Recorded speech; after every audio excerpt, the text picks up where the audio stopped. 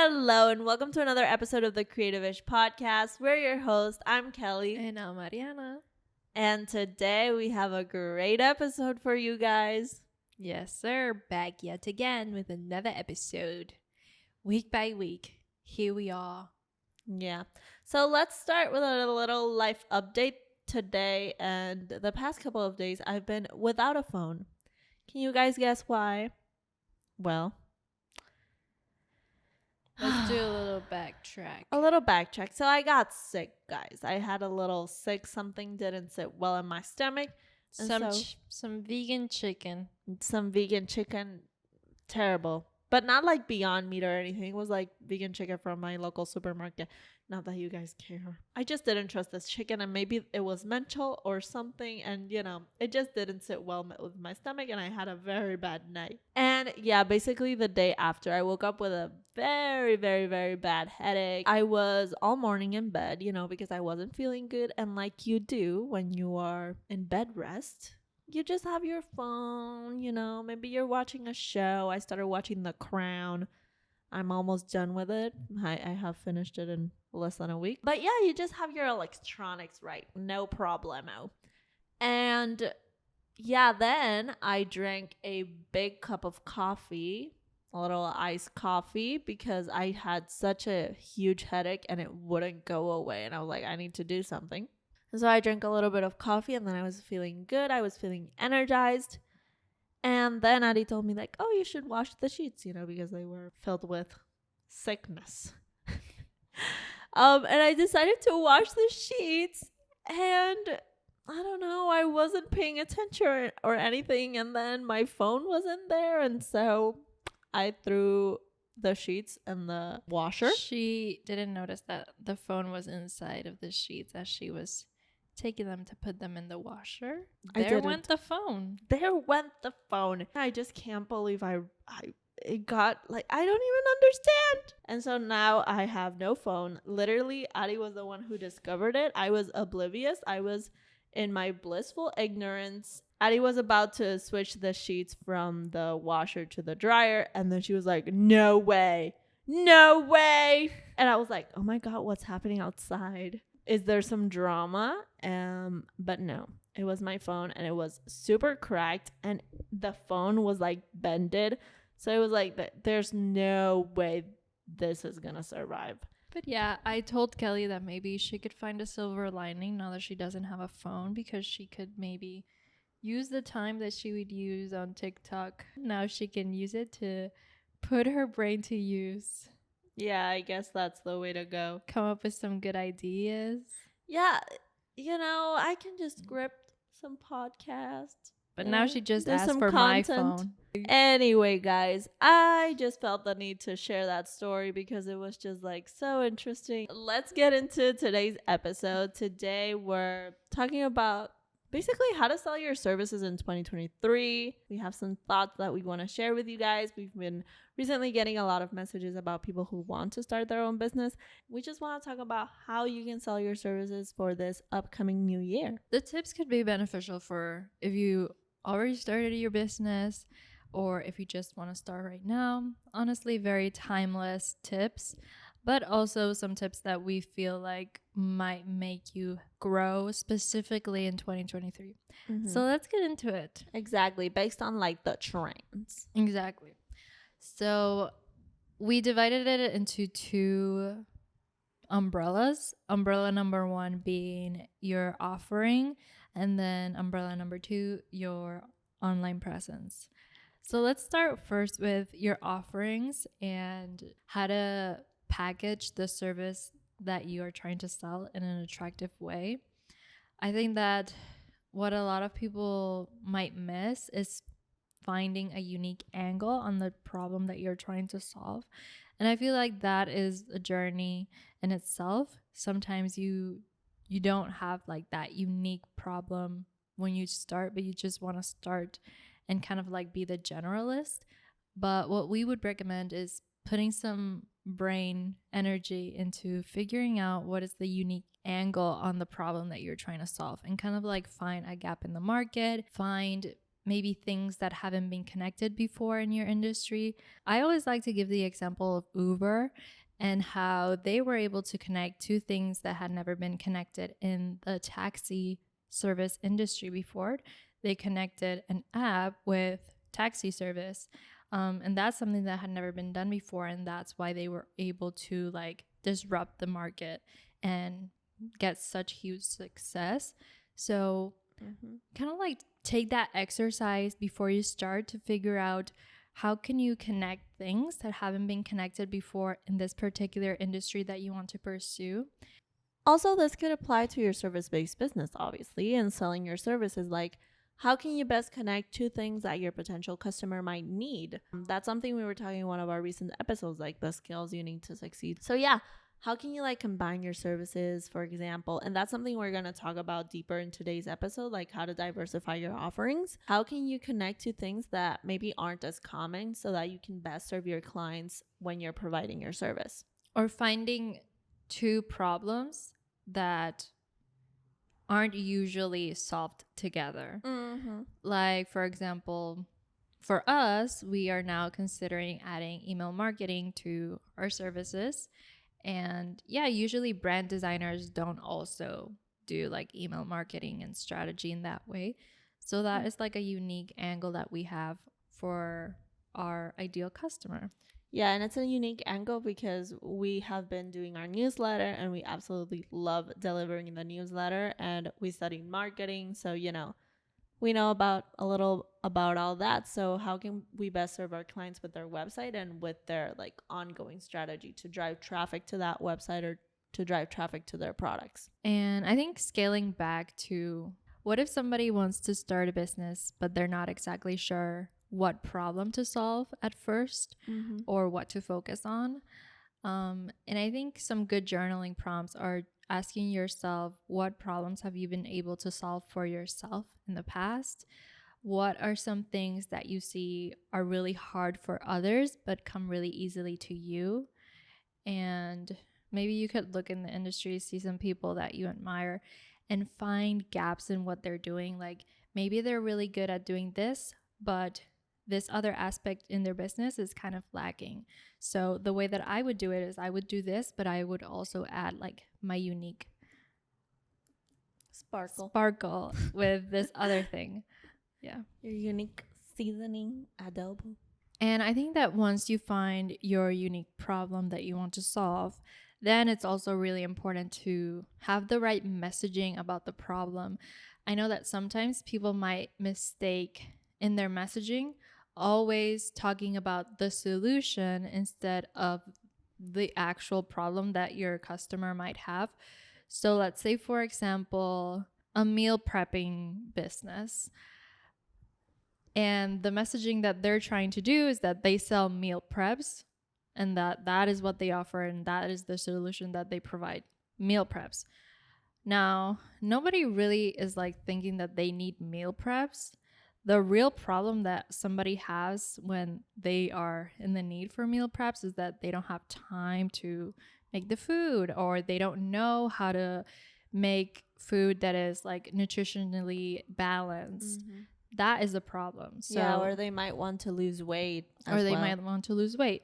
So that is why in your messaging, you should always dive deeper into like the problem onion or the problem iceberg. Like the surface level thing is that they might want meal preps. Why do they need meal preps? And then like dive deeper into all of the reasons. And then at the bottom of that, if you keep asking yourself, why is that important to them? Why is that important to them?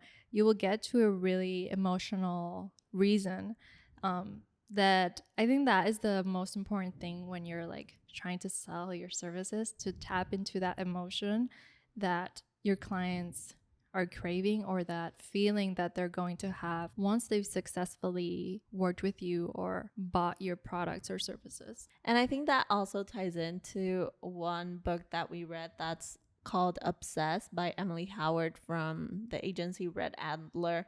And they're the ones that have done the branding for Casper and for other brands that are coming to mind right now. But she talks about in one of the chapters about fear of death, and that's exactly what you're talking about. It's like, what's the deeper problem, and how can we peel back the onion so far that the answer is almost fear of death? And it's like, you just get deeper into why this person has this problem. For example, we can use it in our services. Why do people want to have a branding and a website? Why do they want to sell their services? Well, because they want to have independence. They want to have more money for themselves.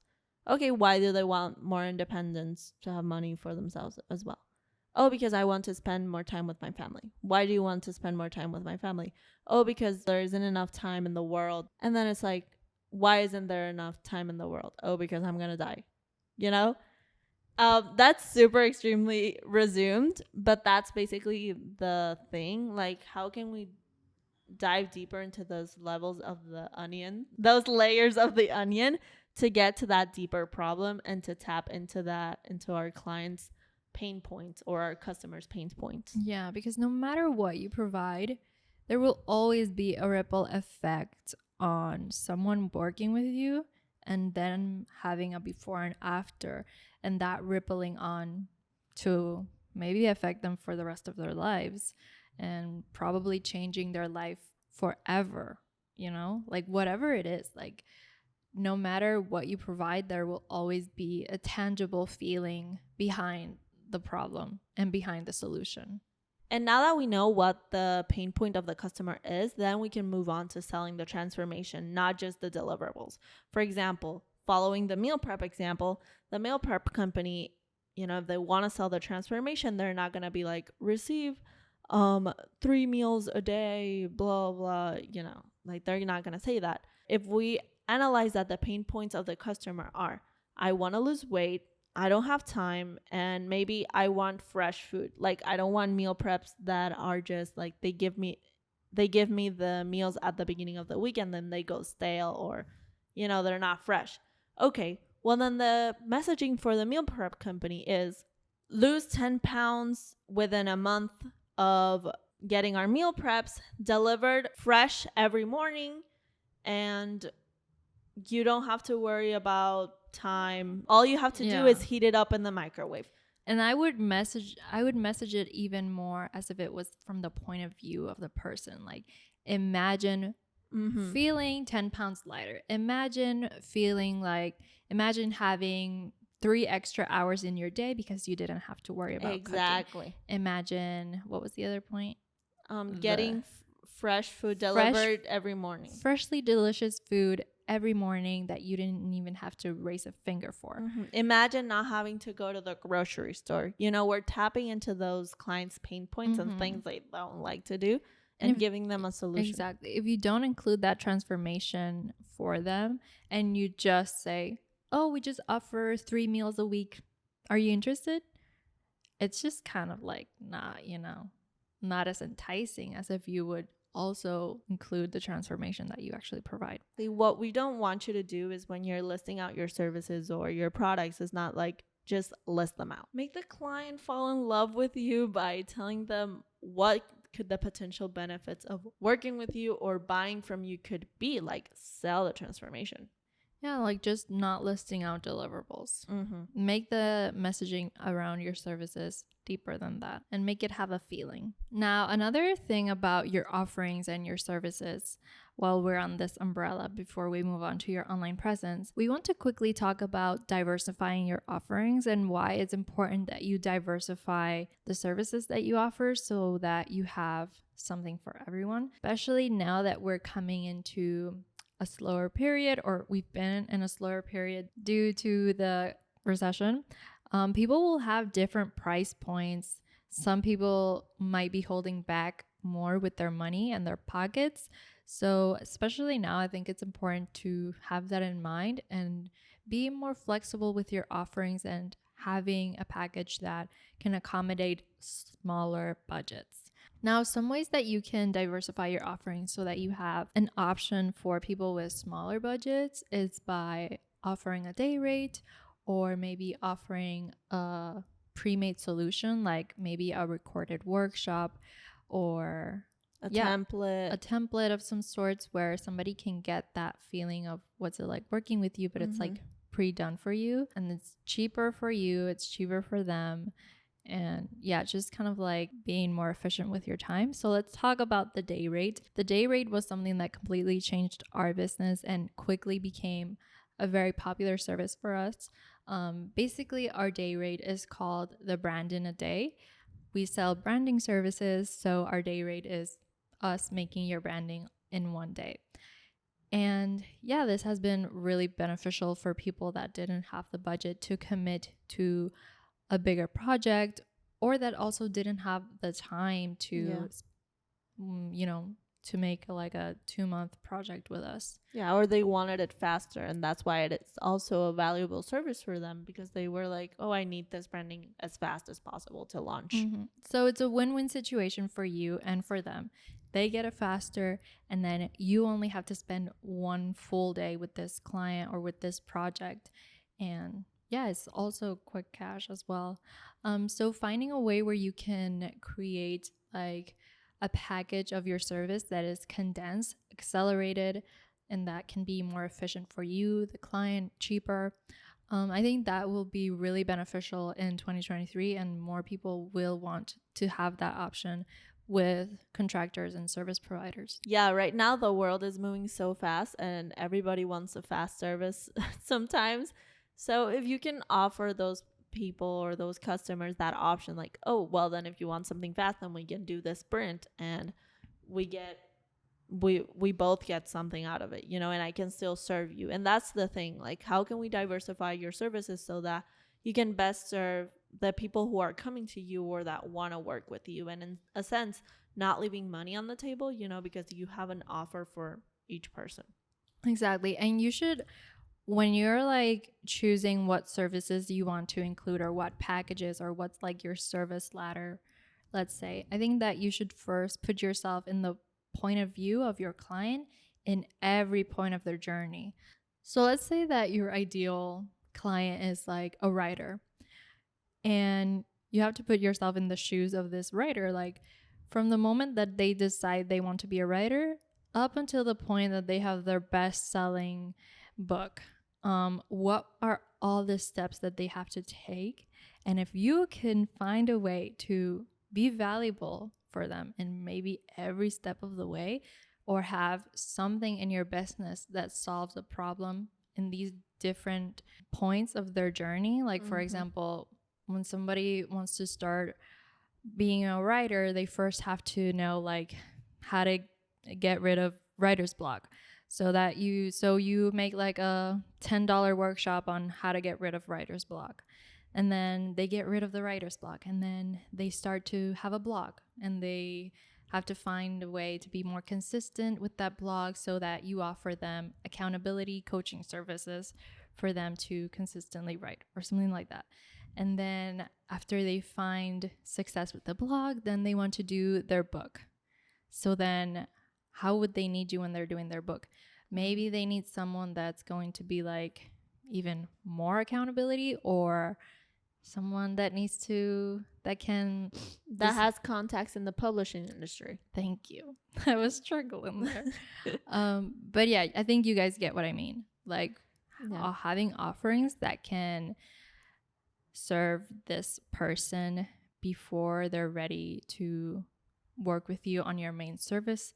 And then after they've done your main service, how can you have a continuation for them to also keep working with you? Yeah, and keep supporting them. Like, I think that's something that's going to be really big in 2023 as well. Like, how can we continue to nurture our current clients so that we can best support them? Because it's easier to re-engage and kind of keep selling to a client that is already acquired and already knows you, and you've already worked with them, and you know that you guys are a good fit. And how can you best keep supporting that client? Like, it's easier to continue that relationship than to go out and try to acquire new clients and try to do all that other marketing to try to acquire clients. And you know, that's something that you need to think about in your business as a whole. How can I keep my current customers like going? And you know, because it can get really exhausting, like looking for new clients consistently. And it doesn't make for a sustainable business sometimes. And that's something we can dive deeper into another topic about how to build your service ladder. How we can start our clients in one step and then our clients can kind of like graduate from step to step to step to step.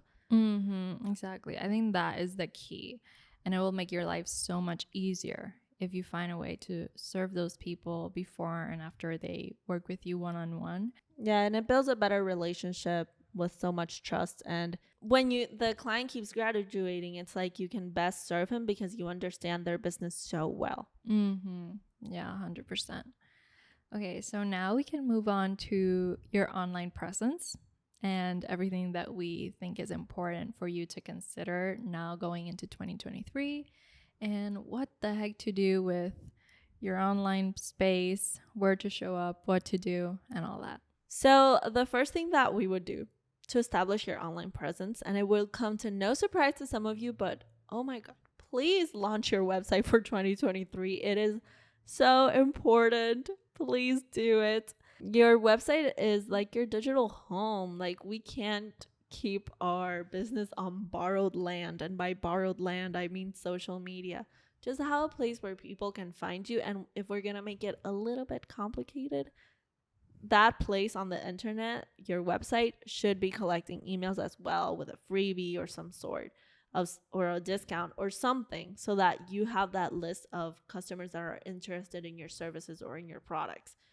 Because what if social media goes out tomorrow? You need to have your email list ready to contact those potential customers. Even if you don't regularly send them emails, just having those contacts could prove very beneficial in the future. Yeah, if you're gonna start to grow an audience, you should at the same time start growing an email list of those people that are following you, because you really never know. One day your account can get deleted. It can get like what do they do nowadays? They just like pause your account and you have no access to your account. Yeah, like we've that seen it happens. from so many business owners. Having a way where you can still contact those people is so important.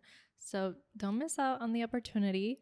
Do your website. Exactly. And creating your website truly builds loyalty. It can generate new leads. It makes customers trust you. Like, everybody has a social media account these days. And well, almost everybody has a website as well. So it's like you need to be on that same playing field. And, you need to have a website. Like, it makes you look professional. It makes you look trustworthy. You build that customer loyalty and that relationship. People can find out more about you, things that you want to let people know about working with you. Like, you can do so many things with your website. It can be as big or as little as you want. Yeah, like your social media is where you create the relationships, but your website is where those relationships are supposed to convert into paying clients. So having somewhere where you can display everything that we just covered, where you can clearly display the transformation, the problem that you solve, and that people aren't just digging through it on your Instagram. And they can just go to your website, read it, connect with you, know if you're the right or wrong fit for them, all in one place. Exactly. And if you want a website, well, then you can contact us, or you can get one of our templates at aryastudio.co. Shameless plug. Shameless plug.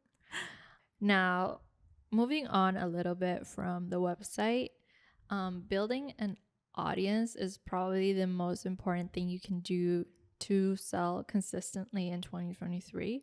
And something that we've actually been considering is making personal accounts. Yeah. And I'll get into why exactly personal accounts to sell services. Like, why don't you guys just make a business account? Well, we've had a business account forever. And now I'm actually considering doing separate individual accounts, personal, maybe on TikTok. We'll see. I'm not exactly 100% sure, but I have it in mind because I think it's such a great opportunity, especially on TikTok. Like, people like to follow people on TikTok.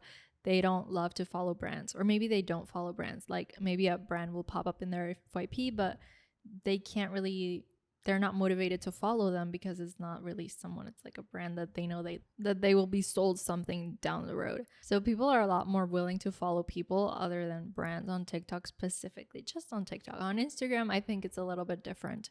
But yeah, I'm considering it because I think that is one pro. and also the pro that I can just post whatever I want and it can help me with my consistency on social media. Like I don't have to stay in the parameters of Aria Studio and what the Aria Studio brand is and what our content pillars are. Like if I have a personal account, it can have lots of complementary content pieces that are just who I am. They show my personality. People can also resonate with me more as a person. So yeah, that's something that's in my mind, and I think it's the future in 2023. Like we've seen it, how I think right now, like brand owners are influencers as well. Yeah, I think we see it with Mariana Hewitt. Like we see it, she's like the face of Summer Fridays, and she's like the owner of Summer Fridays, and she's an influencer, and she has that personal brand, but people also follow her. Yeah, she has her personal brand, and those people become customers of her business. Exactly, and we also have Shay Mitchell. Very different, you know. She actually started a really cool company about luggage, and it's actually really freaking cute, and we have her luggage and it's amazing, and we didn't necessarily buy it because of Shay Mitchell, but she is a personal brand. Yeah, and I think people are just a lot more interested nowadays on the person behind the brand. Exactly. Because they just give the brand a lot more, juice, meat, purpose. Yeah, and we can see it as well with the owner of Virgin Airlines and Virgin Cruises and Virgin, Richard Branson, and the work that he's doing with foundations and with all of the stuff he's doing. Like he's also an influencer in that way, and people follow his companies based on him. And in a lot of these cases, the personal brands have a lot more following than their actual brands, you know? Mm-hmm. But people support those brands because of the founder. Yeah. Or because, of the CEO, all that stuff. Yeah, so lots of perks, things to consider. But I think parts of being like a personal brand, and I don't also want it to seem like you have to brand every aspect of your life. Mm-hmm. Like doing a personal TikTok is not you automatically becoming a personal brand. But it is a way for you to have more flexibility online. And yeah, it just depends on what you want. I see it that way. Other people can see it in a way that's like, oh, now I have to share me. I don't want to share me online. And that's totally fine. You can totally have success without showing yourself or showing your personal life online. But we think it might be beneficial. It is. And it just creates connection. And, you can obviously have boundaries on how much you show. And lots of people just have this persona that they show online. And it's like, it's not 100% them. It's a version of themselves that they want to, put out there. Yeah, I think it just comes down to showing your personality, showing what you're all about and how that translates into your business. Just showing a little bit more of you and not so much the business aspect, which we do in Aria Studio, which is like we try to show ourselves a little bit here and there, but it's mostly about the work that we do and the stuff that we sell, of course, because it's a business. Yeah. And also you as a person, it can give you lots, like if you as a personal brand, quote unquote, grow, it can also give you opportunities to collaborate with other humans with their personal brands. So for example, podcasting. Lots of podcasters are individual persons representing the podcast, and they have other individuals coming on the podcast. Like you never see a podcast episode that is like with name of the brand. You always see podcast episode featuring the name of the person that is behind the brand. Does that make sense? Yeah. You can put like the name of the brand as well, but it's not as enticing as you having like your name that has some weight on it. It's like, who is Kelly Santaella and who is Ariana Sanchez? Like we both have our own names, and it's like, okay, it's Kelly Santaella from Aria Studio. It's Ariana from Aria Studio. Yeah. And now I think we can expand more on podcasting as a tool to grow because we started this podcast, and I think we're all lovey-dovey with the podcasting world right now. Yeah. And there's just so much opportunity in the podcasting space. It's crazy. Like, if you guys read the news that we read, if you read Marketing Brew, if you read all of that, it's like there's so many changes coming to the podcasting world, and it's incredible how fast it's going to grow in 2023. And it's the perfect formula for you to grow. Let's say that you're just starting out and you just have like 500 followers. You can go to a podcast that is already maybe has millions or 100,000 downloads a month. That's a lot. You go onto that podcast and you get exposed to that people's audience. Yeah. And if you do a podcast tour, like let's say you do multiple podcasts that each one has 100,000s of downloads, you will be exposed to so many people, and it's freaking free. For free. Yeah, most of the time. Sometimes they charge. Yeah, like most of the times. But if you're going on smaller podcasts, yeah. then. But if you're going into a podcast that has 100,000 downloads, you need to have a really good brand story. Not a month, but honestly, the key to getting on other people's podcasts is finding how you can benefit their audience. If you have a unique story that will be beneficial for their audience to hear, they're gonna want you on, like no questions asked. If you have like a clear story and a clear problem that you're solving with what the ideas that you want to get across on this podcast. Everyone can truly be in a podcast if they have something interesting to share. So I think it's a great medium. And if you even get on a video podcast, it's amazing because you can just take the video and chop it up into clips and publish it on your social media platforms. Yeah, there's a lot of opportunity, especially on YouTube and podcasts. Like, I know that YouTube is really pushing out podcasts and prioritizing it. There's even some speculations that you can have your own podcast section on your channel soon. I've just heard that on the internet. Yeah. But for 2023. Like, if YouTube is prioritizing podcasts, that tells you a lot about how important the industry and big it's becoming. Yeah, because podcasting is going a lot into video now. So it's coming. Like, I saw last week a 4-hour podcast. It was like an interview with Mr. Beast, and it was like super engaging. But yeah, the podcast medium on YouTube is becoming so big. It's amazing because now podcasting is going so much into video, and so obviously YouTube wants to capitalize on that, and so many platforms want to capitalize on it because TikTok is also, I think, they want to do something with the podcasting medium as well, because so many people are posting short form clips of podcasts and they do so well. Like, they go viral and people love them. And Twitter as well has this thing called Twitter Spaces, and they're going into the podcasting world. Like, it's their version of Clubhouse. And so they also like kind of want to have podcasting and the RSS feed on your profile, which is so cool. Yeah. So consider podcasting as a tool to grow. You don't have to start your own podcast to be on other people's podcasts. So what we would suggest is that, you list out a few topics that you think you are an expert in, or that you think that you could provide value in these topics.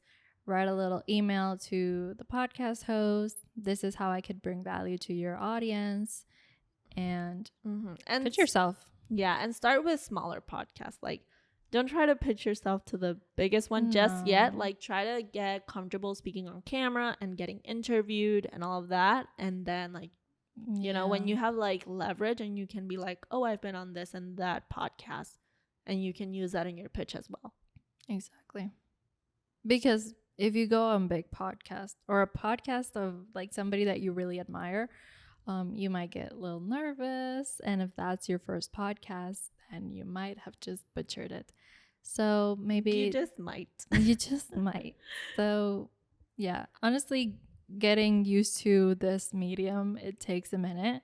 Yeah, that's why we would also recommend that maybe if you can, like, start your own podcast, or maybe it doesn't have that to be that you publish them, but maybe like recording your voice and voice memos or something like that, just to get comfortable speaking to yourself and listening to your voice back and all of that, just to make yourself more comfortable. Yeah, because for example, me, like, listening to myself back, I didn't notice how freaking slow I talked. And listening to myself back, I was like, that might be a little annoying for people to hear. And it's not that I'm putting out a fake voice, but if I want people to enjoy it, I know that I might have to like speed up a little bit more. I might have to be more cautious of the words that I'm choosing. So listening to yourself back before you go on other people's podcasts is very important, just to have those notes on yourself. So those are our tips for selling your services online on 2023. We covered your offerings, finding the unique angle on the problem you solve, focusing on the transformation, not just the deliverables.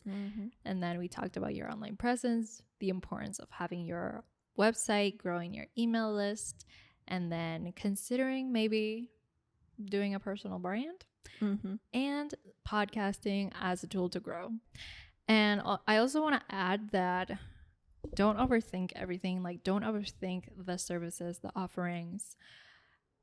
Just try and take the scrappy action, the least minimal effort first to see what lands. Like, for example, when we were saying about diversifying your offerings, you could just like put out a story, like asking people, oh, would you guys be interested in this? Instead of just like putting so much time into a big launch with a bunch of graphics, with a bunch of effort.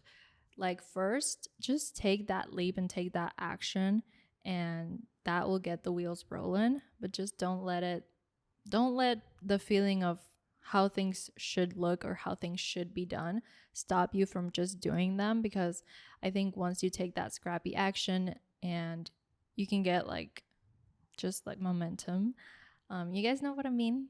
Just like, not everything has to be this huge thing, and sometimes that expectation of things having to be perfect or a certain way stops us from monetizing.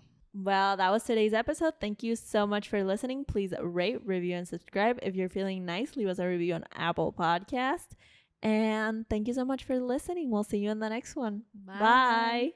Thank you so much for watching Creativish. This is a brand new channel on YouTube, so subscribing, liking the videos, and commenting goes a long way. If you want to keep listening to us, you can watch any of the other videos we have on this page.